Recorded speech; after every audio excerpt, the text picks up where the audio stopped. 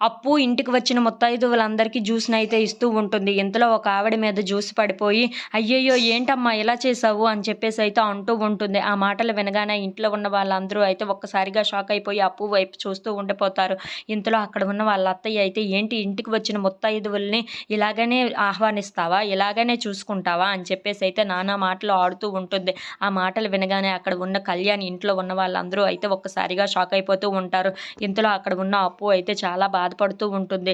అక్కడ ఉన్న అప్పు అయితే, "నేను కావాలని పొయ్యలేదు. అది ఆటోమేటిక్‌గా జరిగిపోయింది" అని చెప్పేసైతే అంటూ ఉంటుంది. ఆ మాటలు వినగానే అక్కడ ఉన్న ఆ ముత్తైదువులైతే, "ఇలాగైనా చేస్తారా ఇంటికి వచ్చిన వాళ్ళకి" అని చెప్పేసైతే తిడుతూ ఉంటారు. ఆ మాటలకి అక్కడ ఉన్న అప్పు అయితే, "నేను ఏమీ కావాలని చేయలేదు. అది ఎలా జరిగిందో కూడా నాకు అర్థం కావటం లేదు" అని చెప్పేసి అంటూ ఉంటుంది. ఆ మాటలు వినగానే అక్కడ ఉన్న ధాన్యలక్ష్మి అయితే, "నీకు ఎలా ఉండాలో, ఎలా పలకరించాలో, ఎలా ఆహ్వానించాలో కూడా తెలీదా?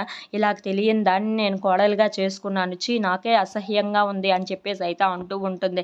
ఆ మాటలు వినగానే అక్కడ ఉన్న అప్పు అయితే చాలా బాధపడుతూ ఉంటుంది. ఇంతలో అక్కడ ఉన్న ముత్తైదువులైతే, "మీ అమ్మ నిన్ను రోడ్డు మీద పెంచింది కదా! రోడ్డు మీద వదిలేసి పెంచింది. అందుకే నువ్వు ఇలా తయారయ్యావు.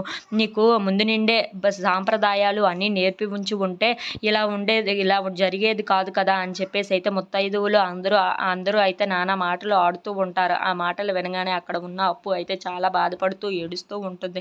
ఇంతలో అక్కడ ఉన్న ధాన్యలక్ష్మి అయితే, "ఇంటికి వచ్చిన ముత్తైదుల్ని ఇలా చూడడం చాలా అసభ్యంగా ఉంది. నాకే చాలా చిరాకుగా ఉంది. నువ్వు ఈ ఇంటికి తగిన కోడలివి కాదు" అని చెప్పేసి అయితే అంటూ ఉంటుంది. If you like this video please like, share and subscribe friends.